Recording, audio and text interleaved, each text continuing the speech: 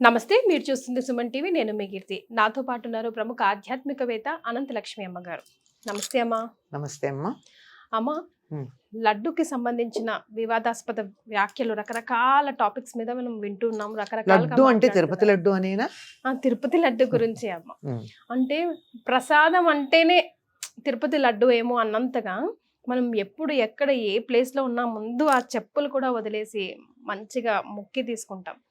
అందులో అసలు నిజంగా అందులో అవకతవకలు జరిగాయా జరగలేదా నాకు సెకండరీ టాపిక్. అసలు పీపుల్స్ బిలీవ్ కదా, ఒక నమ్మకం, ఒక సెంటిమెంట్. స్పెషల్గా వెంకన్న, తిరుపతి వెంకన్న లడ్డు ప్రసాదం అయినా ఆయన దర్శనం అయినా.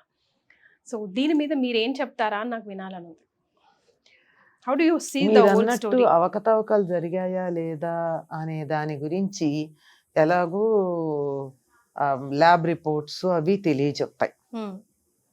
అవి చెప్పే లోపల ఇప్పుడు జరుగుతున్నది ఏమిటంటే, అయ్యో ఇంతకాలం మేము ఇలాంటి ప్రసాదం అన్న పేరుతో తినకూడని పదార్థం మా నోట్లోకి వెళ్ళిందా అని చాలామంది బాధపడడం, దానికి ప్రాయశ్చిత్తాలు చేసుకోవడం జరుగుతోంది. అంటే ఎంతగా మనుషుల యొక్క మనోభావాలు దెబ్బతీసాయో అర్థం చేసుకో.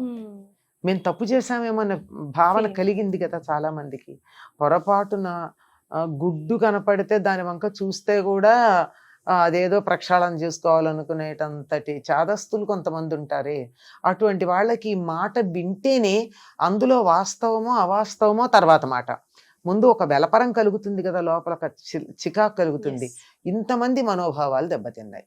ఇది రాజకీయం చెయ్యకుండా ఇలాంటిది బయటపడినప్పుడు దాన్ని చక్కగా సరిదిద్దితే బాగుంటుంది. ఒకవేళ అవకతవక జరిగితే, పొరపాటు జరిగి ఉంటే సరిదిద్దాలి. జరగకపోతే పర్యవేక్షణ, దాన్ని పరిశీలన చేసి వదిలేయాలి. అంతేగాని ఇంతమంది మనస్సుల్ని బాధ పెట్టడం అన్నది సరైన పద్ధత అని అనిపిస్తోంది. కానీ ఇక్కడ మాత్రం ఒక మాట చెప్పాలమ్మా. ఈ మధ్యకాలంలో ఇంత అని నేను తేదీలు చెప్పలేకపోయినా కొన్ని సంవత్సరాలుగా తిరుపతి లడ్డు పూర్వంలాగా లేదు అని అందులో ఉన్న ఒక జీడిపప్పు లేకపోతే బాదం పప్పు నోట్లో వేసుకుని ప్రసాదం తిన్నాము అనిపించేటట్టుగా చాలా, నేనే కాదు చాలా మంది అలాగే ఉన్నారు. ఒకప్పుడు లడ్డు ఇస్తే ఇంకొంచెం పెట్టండి ఇంకొంచెం పెట్టండి అని తినేవాళ్ళు ఇప్పుడు ప్రసాదం కదా అని ఇంతగా తిని ఊరుకుంటుంటే మనం ప్యాక్ చేసి తీసుకురావడంలో పాడైందా, లేకపోతే ఏదన్నా తేడా వచ్చి ఇలా వాసన వస్తుందా అని అనుకోవడమే కానీ ఇందులో ఇలా తేడా జరిగి ఉంటుందని మాత్రం కలలో కూడా అనుకోలేదు. అయితే రుచిలో తేడా ఉందన్నది మాత్రం అందరూ అంగీకరించినటువంటి మాట. ఇందులో ఎటువంటి రెండో అభిప్రాయం లేదమ్మా. రెండో అభిప్రాయం లేదు. తేడా ఉంది. కాకపోతే అది ఎటువంటి తేడా, ఇప్పుడు అందరూ అనుకుంటున్నంతటి భయంకరమైందా అంతకన్నా తక్కువదా అన్నది మాత్రమే తేలాల్సినటువంటి విషయం.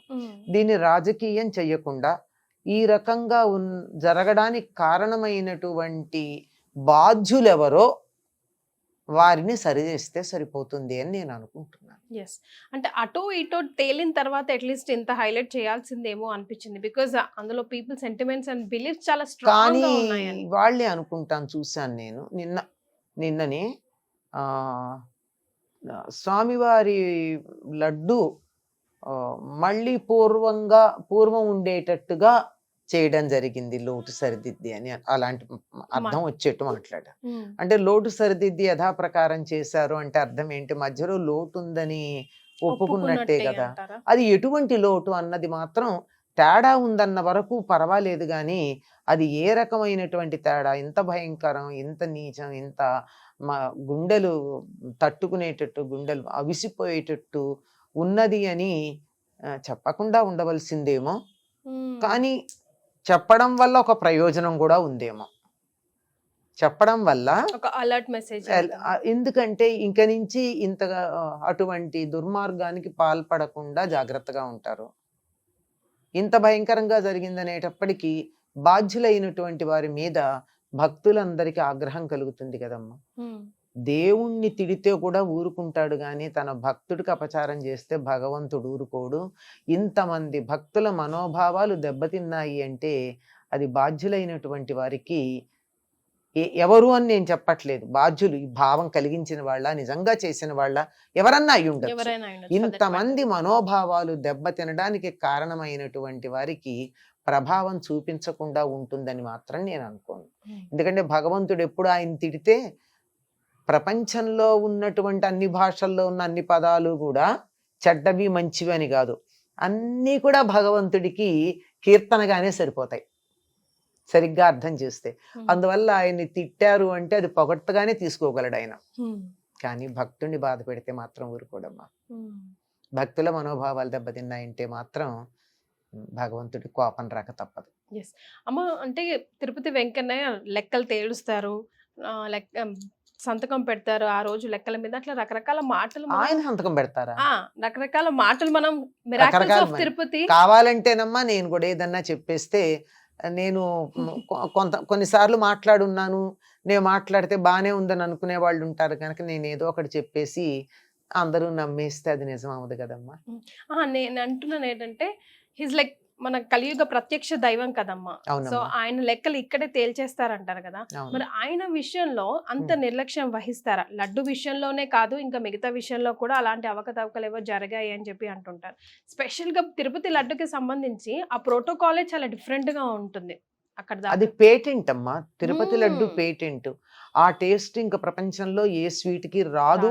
దాన్ని చేసే పద్ధతి, దాంట్లో వేసి ఇంగ్రీడియంట్స్, దానికి కొలతలు, ఎంత జీడిపప్పు వేయాలి, ఎన్ని కిస్మిస్లు వేయాలి, ఎంత మిశ్రి అంటే పటికి బెల్లం వేయాలి, ఎంత బాదం పప్పు వేయాలి, ఎటువంటి శనగపిండి వాడాలి, ఎటువంటి నెయ్యి వాడాలి, అందులో ఎంత పచ్చకర్పూరం వేయాలి, ఎన్ని యాలకులు వేయాలి, దానికంతా ఒక లెక్క ఉంది. తర్వాత లెక్క ప్రకారం చేస్తే కూడా రుచి రాదమ్మా. చేసే ప్రాసెస్లో కూడా ఎప్పుడు ఏది యాడ్ చేస్తే రుచి ఉంటుంది, దానికి ఒక పద్ధతి ఉంది. ఆ పద్ధతి ప్రకారమే చేసి దానికి ఒక పేటెంట్ ఉంది. ఆ పేటెంట్కి నంబర్ కూడా ఉంది. అంచేత అలా ఇంకొకళ్ళు చేసే అవకాశం కూడా లేదు. కానీ అక్కడ కూడా ఒకప్పుడు అక్రమాలు జరిగాయని బయట పెట్టిన వాళ్ళు ఉన్నారు. ఎట్లా అంటే దాన్ని కనుక్కున్న వాళ్ళు కూడా ఎట్లాగంటే అక్కడ చేసినటువంటి 1000 లడ్డూలకి అక్కడ 1000 ఉండేవి, బయట వేరే అమ్మేవాళ్ళు. ఏమిటి అట్లా వచ్చింది అంటే, ఈ వస్తువు తీసుకునేటప్పుడు కొంచెం ఎక్కువ తీసుకునేవారట. ఇప్పుడు 1000 లడ్డూలకి ఎంత తీసుకోవాలో ఆ లెక్క తీసుకుని కొంచెం ఎక్స్ట్రా తీసుకుని ఇంకో 10 లడ్డూలు పక్కన చేసుకునేవారు. అట్లా అది బయట పెట్టి, అది జరిగింది అంతకుముందు ఓపెన్ గా, అది జరిగి దాన్ని బయట పెట్టి అలా తీసుకోకుండా దానికి జాగ్రత్త చేసి అక్కడ రా మెటీరియల్ ఇచ్చే చోటే చెక్ చేశారు. ఇదంతా అప్పుడు ఉన్నటువంటి వాళ్ళు చెప్పారు. కనుక ఇలాంటివి ఎక్కడైనా అసలు కల్తీ లడ్డూలో జరిగిందో లేదో మనకి తెలియదు, కానీ ఇక్కడ జరిగింది, మనిషి మనస్సులో జరిగింది. దానివల్ల అనేక రకాలైనటువంటివి తయారవుతున్నాయి. కల్తీ లేని లడ్డు ఇప్పుడు దొరుకుతోంది, అందరూ తింటున్నారు అని టీటీడీ వాళ్ళు అనౌన్స్ చేశారు అంటే ఇంతకు ముందు కల్తీ ఉన్న లడ్డు అనే కదా అర్థం. నేను వచ్చింది దాంట్లో ప్రత్యేకంగా న్యూస్ ఐటమ్ గా స్క్రోలింగ్ లో వచ్చింది. కల్తీ లేనిది ఇప్పుడు ఇచ్చిస్తున్నామంటే అర్థం ఏంటి, అంతకు ముందు కల్తీ ఉందనే. ప్రెసెంట్ గవర్నమెంట్ ఇప్పుడు ఇన్వాల్వ్ అయ్యాయి కాబట్టి ఇది ఒక గవర్నమెంట్స్ కి సంబంధించి, పాస్ట్ ప్రెసెంట్ గవర్నమెంట్స్ కి సంబంధించిన యుద్ధం లాగా నడుస్తుంది తప్ప అది మానేయాలంటున్నాను. అది నేను అనేది ఏంటంటే, ఎవరు అధికారంలో ఉండగా వచ్చింది అన్నది సరే, అది తర్వాత చూసుకోండి, అది రాజకీయం మనకి సంబంధం లేదు. భక్తుల మనోభావాలు దెబ్బతింటానికి రాజకీయంతో సంబంధం ఏమిటి? మనకి చాలా ఇష్టమైన వాళ్ళు కూడా మన అప్పుడప్పుడు బాధ పెట్టచ్చు, అది కాదు. అయితే ఇది ఎవరి స్వభావాలు ఎట్లాంటివి అని తెలుసుకోవడానికి పనికి వస్తుంది. ఇందులో కేంద్ర ప్రభుత్వం ఇన్వాల్వ్ అయ్యింది, ఫుడ్ సేఫ్టీ అవి చూసే మినిస్ట్రీ, నడ్డా గారు కూడా ఇందులో ఇన్వాల్వ్ అయ్యారు. ఎందుకంటే ఇది ఫుడ్ ఐటమ్. ఓ పువ్వు ప్రసాదము అయితే దాని గురించి పట్టించుకునేది, అక్షతల ప్రసాదం అయితే పట్టించుకోరు. ఇది తినడం కదా వచ్చేది, ఫుడ్ సేఫ్టీ చూడాలి కదా. అందువల్ల నడ్డా గారు కూడా ఇన్వాల్వ్ అయ్యి దాని రిపోర్ట్స్ పంపమన్నారు.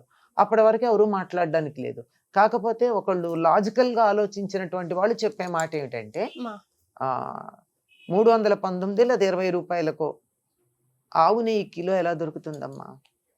అదే క్వశ్చన్ మార్క్. అది అక్కడే కాదు, ఇప్పుడు మనం తీసుకునేటటువంటి నెయ్యి కూడా స్వచ్ఛమైనది కాదంటారు. కాదమ్మా, అది నెయ్యి అనుకుని మనం వేసుకోవడమే తప్ప అది స్వచ్ఛమైనటువంటి నెయ్యి అయ్యే అవకాశం తక్కువ.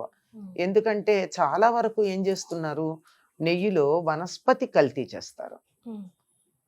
వనస్పతి కల్తీ చేస్తే ఇంత మనోభావాలు దెబ్బతినవు. అట్లీస్ట్ సేఫర్ సైడ్ అనుకోవచ్చు. Safer side. ఏదేమైనా కలియుగ ప్రత్యక్ష దైవం వెంకన్న అని మనం అందరం నమ్ముతామమ్మా. కలియుగ దైవం దగ్గర కల్తీ మొదలైందంటే ప్రపంచంలో ఎక్కడుండదమ్మా. ఎస్, అది ఇక్కడ మనసులో ఉంది. మనుషులు ఒక్కసారి పెరుగుట బిరుగుట కొరకే అని చెప్పి ఇంత తీవ్ర స్థాయిలో మహాప్రసాదంలోనే ఇంత మహాపచారం జరిగింది అంటే తారస్థాయికి వెళ్ళింది కదా.